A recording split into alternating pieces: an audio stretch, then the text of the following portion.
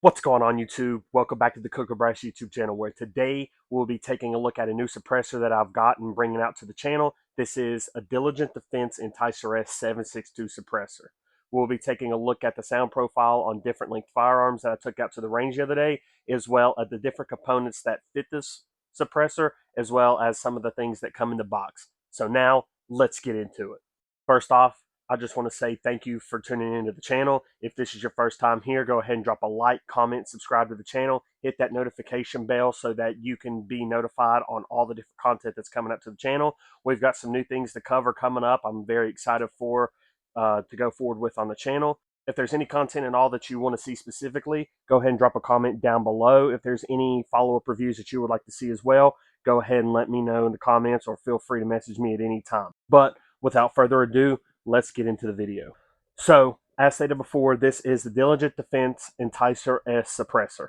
I will go ahead and try to cover some of the quick facts for it. You could look this up, or I will go ahead and try to paste in a spec sheet on here as well. This suppressor is 6 3/4 inches long, so 6.75. It is 1.625 inches in diameter. The decibel reduction is 45.2 on the register for what it is specified for. It is 5/8 by 24 thread pitch is what comes with the suppressor on here. But I have changed this out for a hub mount, which we will get into that as well. This is 100% CNC machine, 17/4 stainless steel with baffle construction, and they have a special kind of baffle construction that is, I think, patent pending is what the last thing that I saw through them. The suppressor also comes with a lifetime warranty, and the only downside that I have seen with this suppressor is it is not full auto rated. But with a 762 suppressor, are you really going to need full auto rated?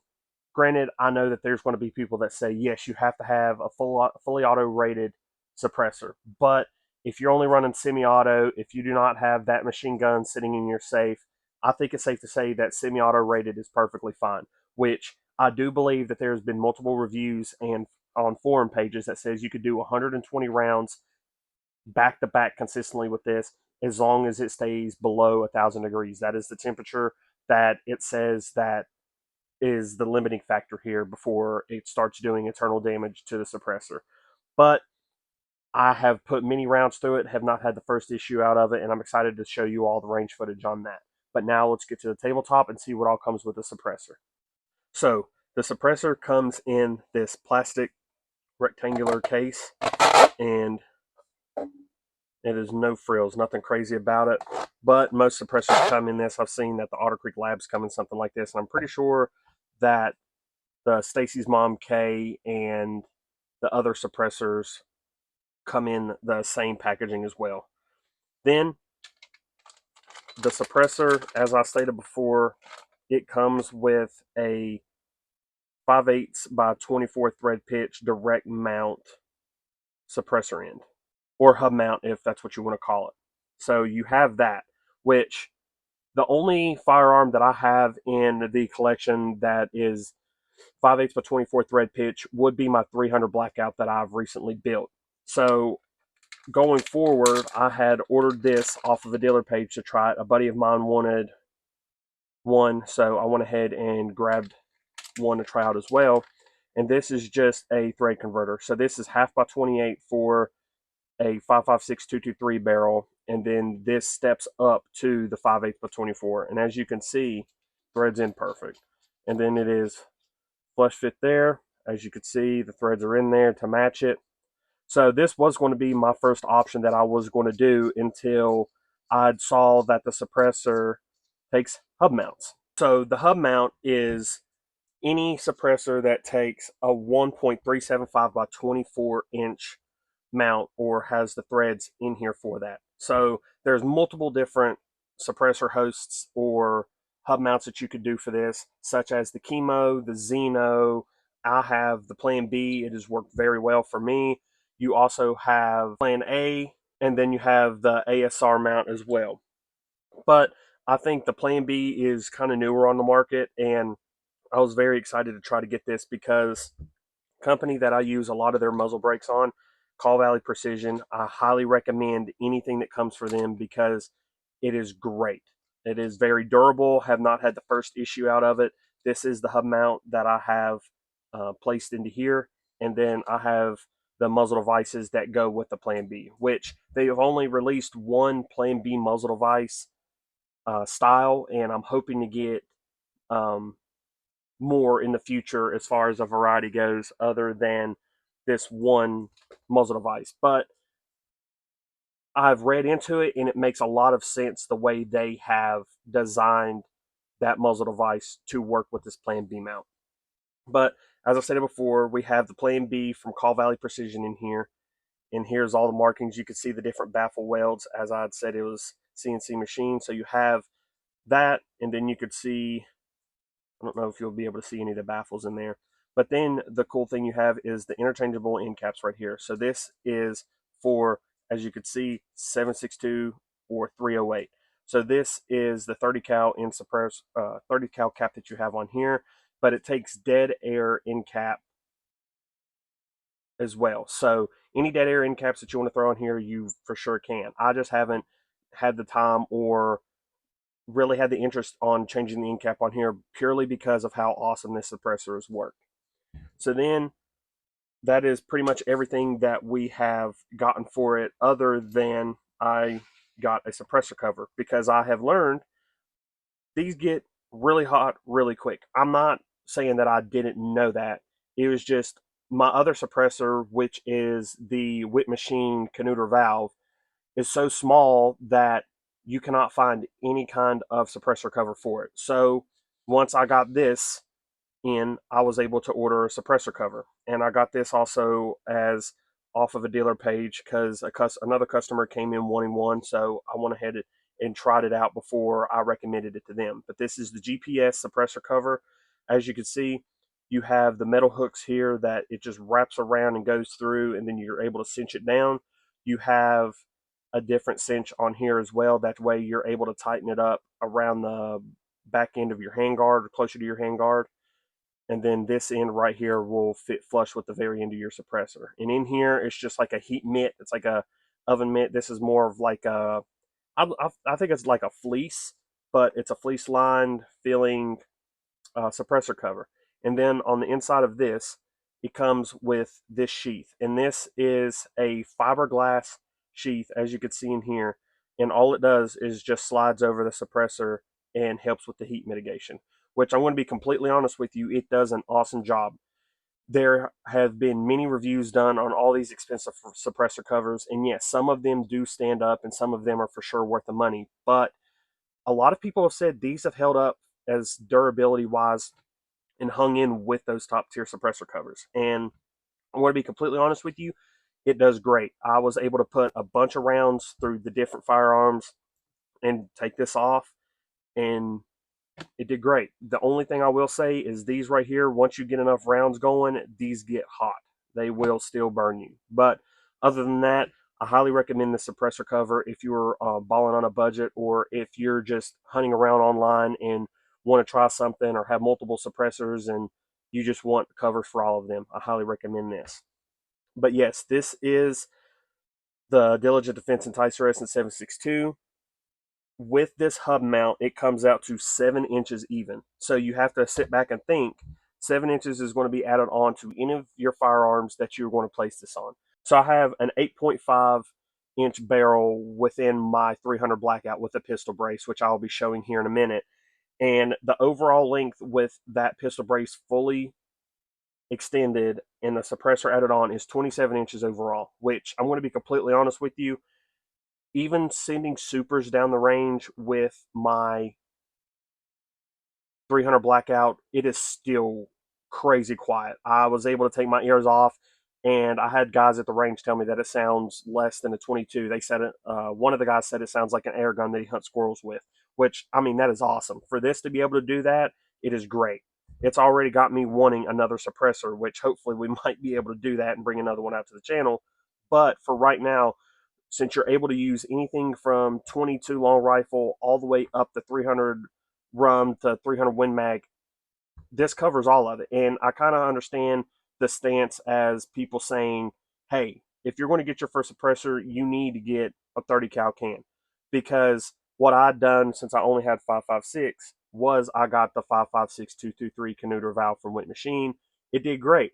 But they are two completely different cans, two different use cases. It is just wild once you step up into a different tier of suppressor. So as I stated before, here's the 300 Blackout build that I have. The firearm is completely clear. There's no live ammunition whatsoever. So this is it fully collapsed. It is a very short package as far as the firearm goes. I'm going to be completely honest with you. This is a truck gun that I've built. My very first experience with 300 Blackout. I have yet to run subs through it. I've only ran supers through it. Shout out to Freedom Munitions for keeping the prices low and for being able to keep that stuff in stock for people to shoot with. But I've been very impressed with 300 Blackout through this. So with the suppressor threaded on, as you can see, the suppressor is almost as long as my handguard. But once you thread that on, as I stated before, with this stock fully extended, you're looking at a 27-inch package. That's almost 2 foot.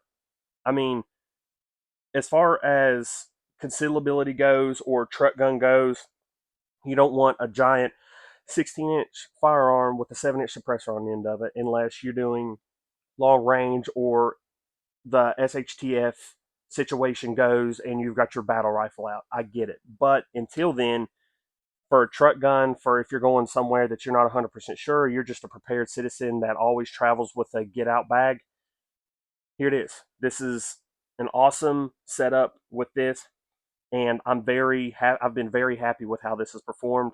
So now taking a look at this muzzle device, the Plan B by Call Valley Precision, you can see the threads, and I'm not going to thread that on there for you to see purely because of how YouTube is. But as you can see, it's just a small little muzzle device. It's probably, I would say, an inch to an inch and a half in length. It is not very big at all. And then you have these different breaks or ports all around it. And the science behind that is where you have a large space right here that most muzzle devices will sit in with the thread mounts. So say you have an ASR, it will tuck in to about, I would say, that far. But with this, you're only going to thread it in about that far, which what this does is it allows the gas to completely blow out and expand. And what it does is it'll use this first blast chamber to start compressing the gas. So you have so much more room to have that gas compressed up here in this large blast baffle.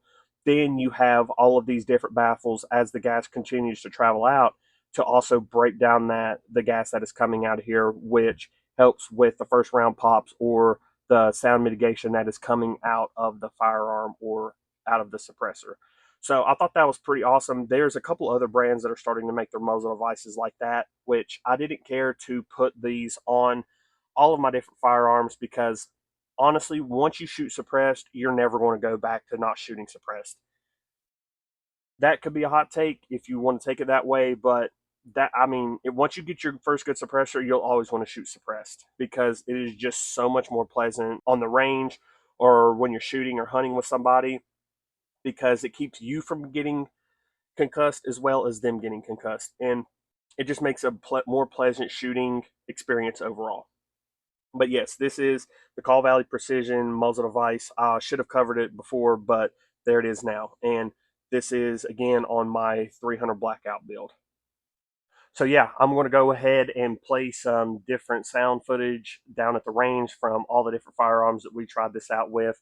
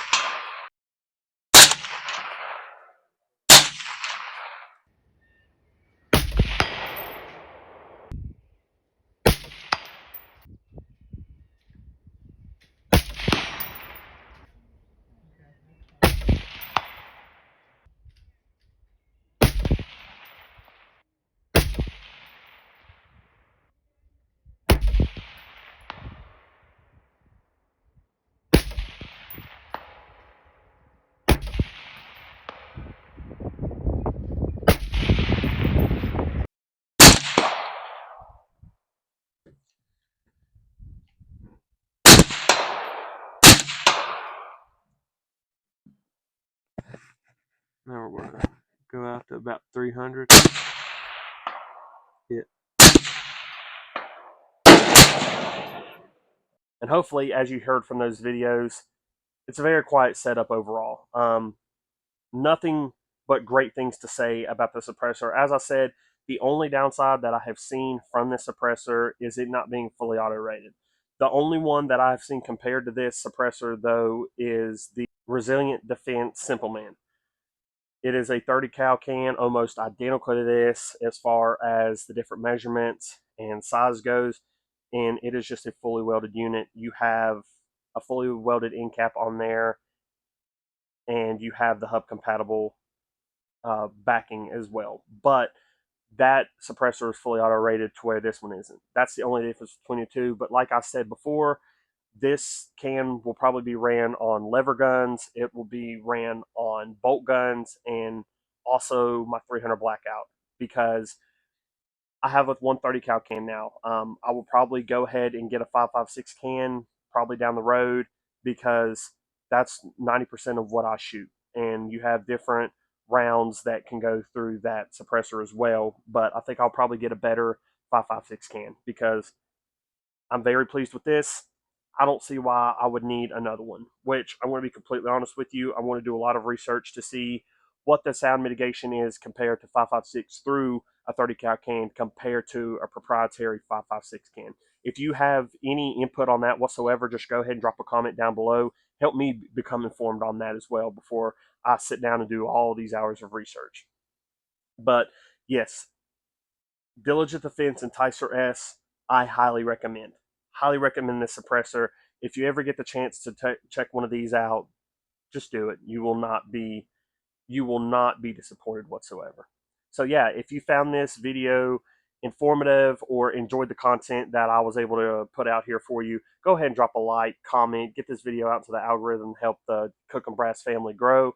If you have any questions whatsoever about firearms or different product reviews in which I've done as far as how they've held up down the road, go ahead and just feel free to message me at any time.